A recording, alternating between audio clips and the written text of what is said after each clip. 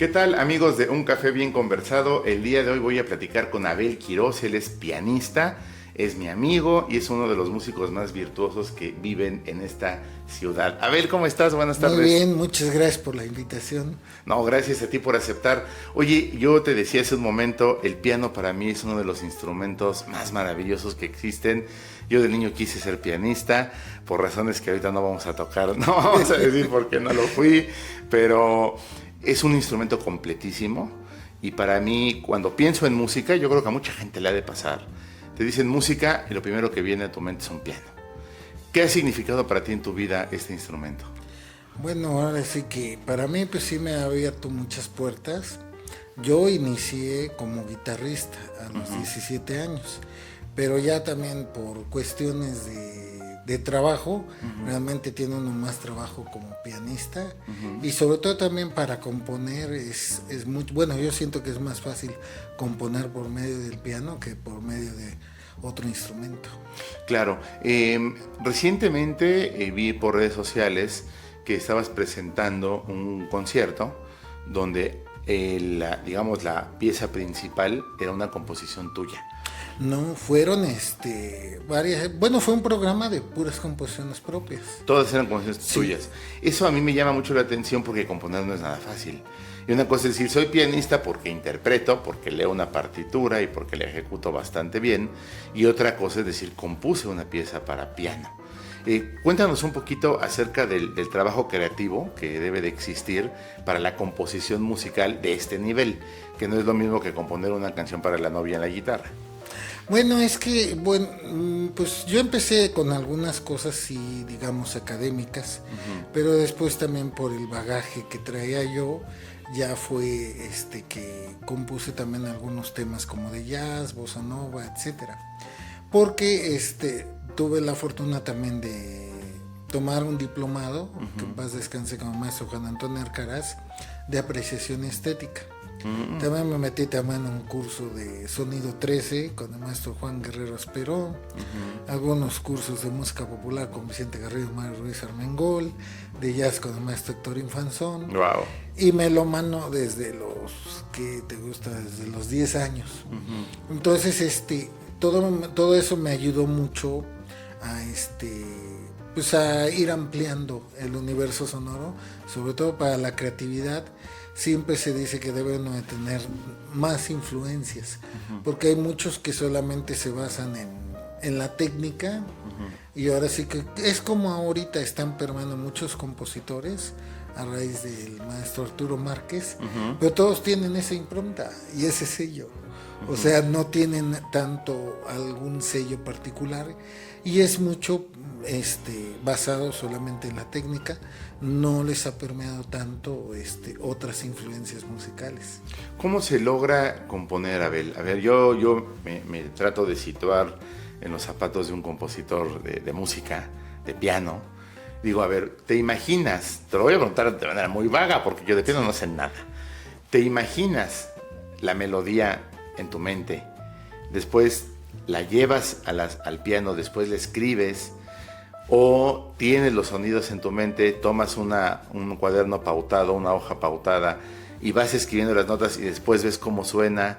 ¿Es una amalgama de ambos procedimientos? ¿O cuál es el proceso? Cuando yo digo, alguien se sentó a escribir un ensayo, pues yo me imagino una hoja en blanco, una persona que tiene una idea, que la empieza a desarrollar, que empieza a argumentar, a citar y se va construyendo. Un poeta pues está experimentando una emoción, la empieza a plasmar en algunas palabras que después les va dando forma, cuida la métrica, cuida el ritmo y ya construye su soneto, por ejemplo. Pero un músico, ¿cómo le hace? ¿Cómo se compone una pieza para piano? Bueno, ahora sí que yo siento que sea para piano, como decías también alguna canción o eso, como que se tiene más también ese sonido o ese mensaje que quiere uno plasmar, ya lo tiene uno en la idea. Y en mi caso, por ejemplo, yo lo hago mucho así y hago, digamos, piezas abiertas. ¿A qué me refiero con esto? O sea, es el tema principal, a veces también lo rearmonizo y darle también parte de que en la reexposición del tema pueda yo improvisar y a otra parte volver al tema. Pero siento que es igual que como los escritores, tener ya una idea preconcebida e irla desarrollando. Claro, y no debe ser nada fácil. Pues es como todo, yo siento que es como el oficio. O sea, hubo un tiempo en que sí me sentaba yo con esa idea y fluían más fácil, ahora sí que el crear música. Como últimamente ha sido muchos programas, hacer muy variados programas, acompañar cantantes, hacer esto, a veces no tiene uno tanto el tiempo para poder crear una obra, sobre todo que sea algo más personal y algo como algunos compositores que llegué a leer que se basaban en influencias pictóricas, a veces también influencias literarias, porque siempre todo esto permea mucho en nuestra obra. Muchas veces dicen, ¿en qué te inspiraste? ¿Cuál es tu musa? Mucho puede ser una mujer, en el caso de las mujeres puede ser un hombre o otra mujer, puede ser un paisaje, puede ser que fuiste de visita a una ciudad, ¿no? Y dices, bueno, yo quiero hacer una pieza de lo que me hizo sentir Florencia, o París, o aquí en la Ciudad de México, inclusive, en esos edificios impresionantes. En Puebla también, te sientes en un café y de repente ese paisaje urbano que te acompaña lo puedes interpretar como música. Creo que la mente de un músico se va transformando conforme pasan los años. Y la forma de pensar, la forma de correlacionar los hemisferios cerebrales, incluso la forma de entender el mundo, de habitar el mundo también cambia conforme la música te va permeando, te va formando. Tú compones, pero la música también te recompone. ¿Compartes esa opinión? Pues sí, ahora sí que es parte también del proceso de madurez. O sea, también uno como músico, como persona, va madurando conforme los años van pasando. Y como dicen también, qué tanto se influencia uno también por la música que uno ama. Porque también eso es algo que, no recuerdo si lo decía un maestro, un poeta, y es igual con la música. Dice, es como los chefs. Los chefs empieza con algo primario, con los sabores, y se va haciendo más sofisticado. Correcto. Es igual con los textos. Empezamos a lo mejor con las novelas, ya si nos adentramos ahí un poquito hasta filósofos. Por ejemplo, en la música se han basado mucho lo que es Soren Kierkegaard, mucho Nietzsche, ahí se basaron en algunos textos. Cierto.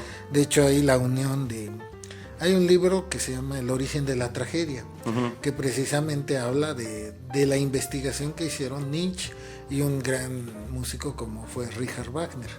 Entonces, muchas veces también permea mucho en nosotros la música que escuchamos. Claro. Ahorita que mencionaste eso, me acordé de los carteles de esta temporada de jazz que hace Germán Montalvo para Sibarita. Sí. Está correlacionando la literatura con el jazz. Y en el cartel te pone a Octavio Paz tocando la batería, a Borges tocando un instrumento de viento, o a Cortázar. Creo que hay que las artes se retroalimentan y una le da a otra su materia prima para trabajar también. Y quisiera que nos platicaras cuál es la música que ama Abel Quirós, en qué música se inspira, qué música escucha alguien que hace música. Híjole, es que es tan variable. Yo pienso que también es el estado de ánimo. Porque ahora sí que como igual de la madurez tiene uno sus etapas. Yo los primeros temas que compuse, digamos ya hace más de 20 años, en ese tiempo estaba yo muy permeado por lo que era se le llama collage, la técnica que se creó a raíz de 1970 en Rusia, y también permeó mucho la obra de autores como Arvo Pärt, Galina Ustozlaya, y el principal difusor fue un ruso que se llamó Alfred Schnittke.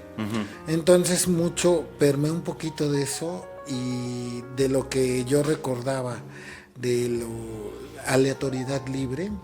Entonces un poquito basé uno de mis temas precisamente en eso que hacía Schoenberg, pero estamos hablando del Schoenberg un poquito antes de la revolución del dodecafonismo.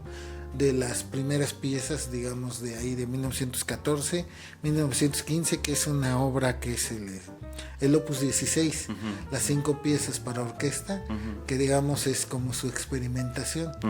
Entonces en esa época sí permeaba mucho todo esto, y el jazz un poquito más ácido, el bebop más ácido como Thelonious Monk, algunas cosas no tan populares. Es como lo que habla mucho, por ejemplo, también Cortázar. Sobre todo lo ejemplifica mucho en un libro que se llama ¿qué?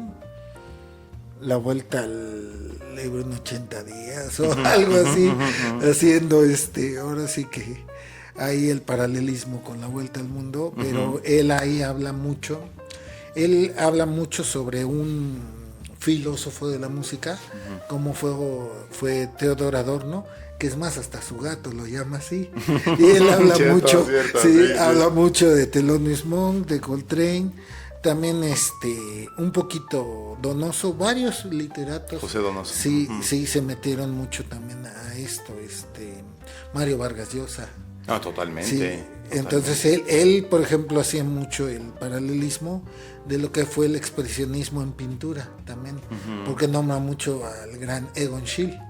Y Egon Schiele estuvo también unido a Kandinsky y por ende a Schoenberg y a la Segunda Escuela de Viena. Por supuesto. Abel, tú mencionaste ahorita el jazz y comentábamos hace unos minutos que también participas en el jazz que se toca en el restaurante Sibarita, aquí vecino de Tribuna. Y bueno, en el jazz hay un componente principal, que es la improvisación. Para improvisar, decía José Muñoz Cota, hablando de la oratoria, en la oratoria se presta mucho la improvisación, o en la actuación, que para improvisar te tienes que preparar toda tu vida. Si improvisar no tiene que ver con lo que la gente piensa, que es voy a hacer lo que se me ocurra, sino que tienes un bagaje tan amplio, tan consolidado, tan sólido, que puedes jugar con él. Es decir, la improvisación es jugar con los elementos de los que ya dispones, no inventar el hilo negro, como es en la música. Es igual, ahora sí que, por ejemplo, lo que se conoce de jazz, así también mucha gente piensa que es... Que llegas y tócale lo que caiga, ¿no? Atinarle. Sí.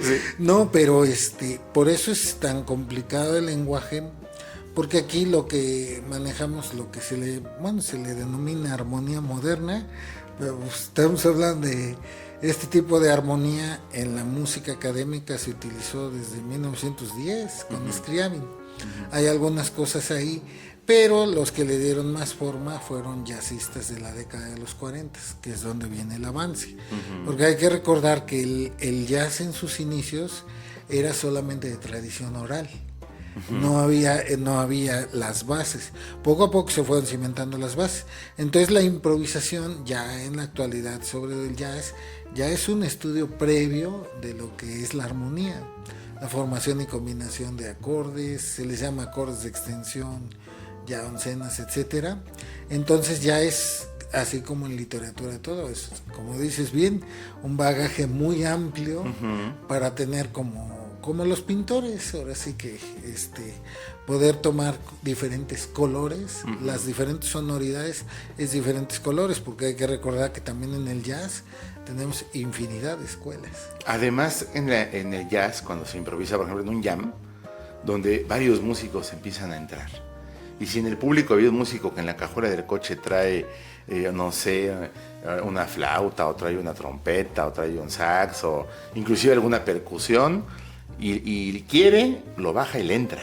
Tiene que haber, creo yo, un trabajo auditivo muy importante para poder desarrollar música, digamos, en tiempo real, sin un ensayo previo, sin conocerse tal vez. Eso a mí me parece genial en los jam. A veces no se conocen y empiezan a tocar todos.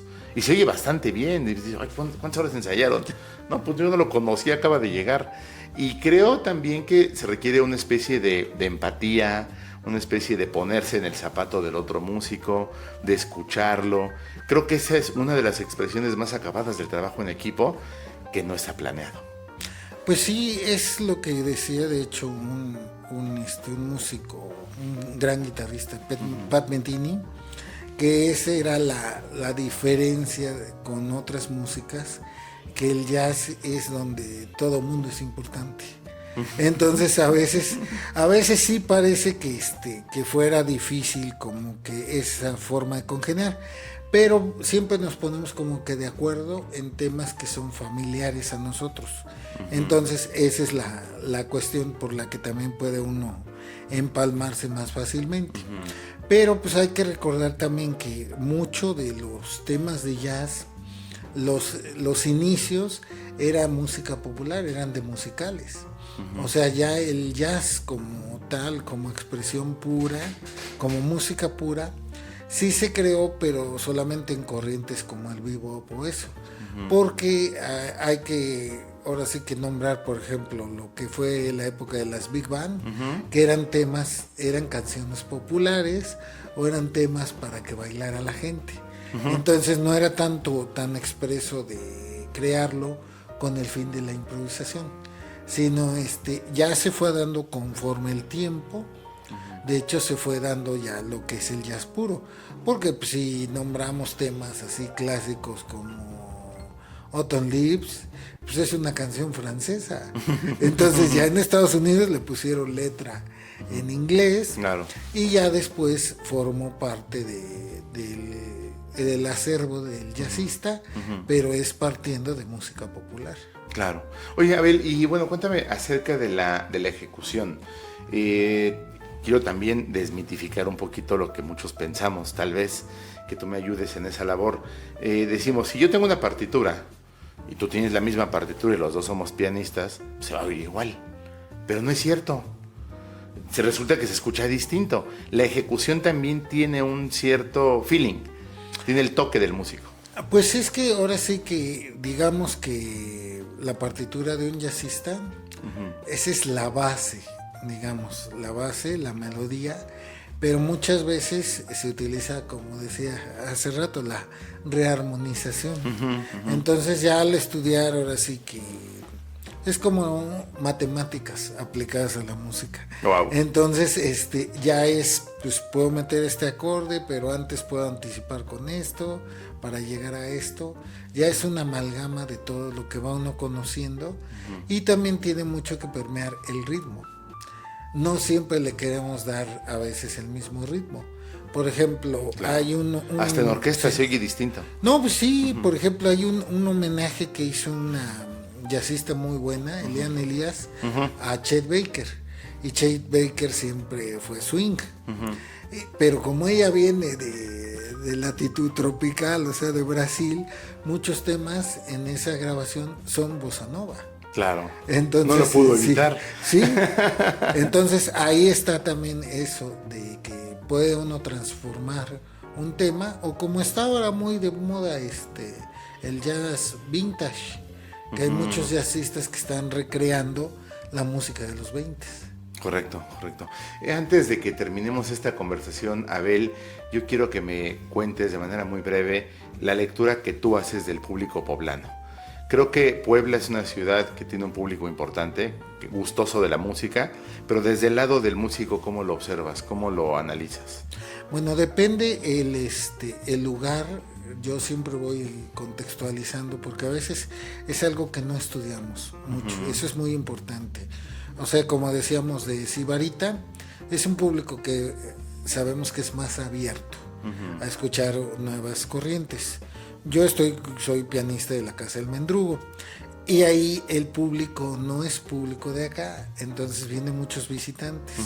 Entonces yo lo que voy haciendo muchas veces es también probar con diferentes géneros. Yo he tratado de rescatar mucho lo que era la ideología de los grandes pianistas de los 50s, dígase un Carmen Cavallaro, un Roger Williams, que se hacía mucho músicas de películas, música del mundo, también no olvidando a nuestros compositores, un poquito de tango y un poquito de otros géneros. Pero sí es mucho estudiar estudiar qué tipo de público tenemos, a veces también si hay niños o eso, porque a veces generalizamos y no siempre somos entendidos musicalmente por la gente. Es importantísimo que ustedes como músicos sepan leer al público, anticiparse al gusto, anticiparse a lo que el público está pensando y está deseando. Yo te quiero felicitar, Abel, por tu trayectoria, que ya es muy larga, por la importancia que tienes en Puebla, la relevancia que tienes como pianista, como músico. Te quiero agradecer por haber venido esta tarde a platicar conmigo y quiero que nos digas cómo te encontramos. Si alguien quiere que Abel Quirós toque en una cena, ¿cómo le hacemos para encontrarte? Sí, no, pues ahora sí que yo muy agradecido por la invitación, siempre es un gusto ahora sí que platicar y compartir con los amigos. Gracias. Y sí, pues en las redes estoy como Abel Quirós en Facebook. También estoy como Abel Quirós, pianista y compositor en YouTube. También me encuentran así como Abel Quirós Rodríguez en Instagram y en TikTok. Perfecto, pues a través de las redes sociales, Abel Quirós, sí, podemos tener contacto contigo para que nos amenices o nos instruyas, porque lo que hoy hiciste fue instruirnos sobre el piano y la música. Muchas gracias, Abel. No, pues gracias por la invitación y ahí estamos. Gracias.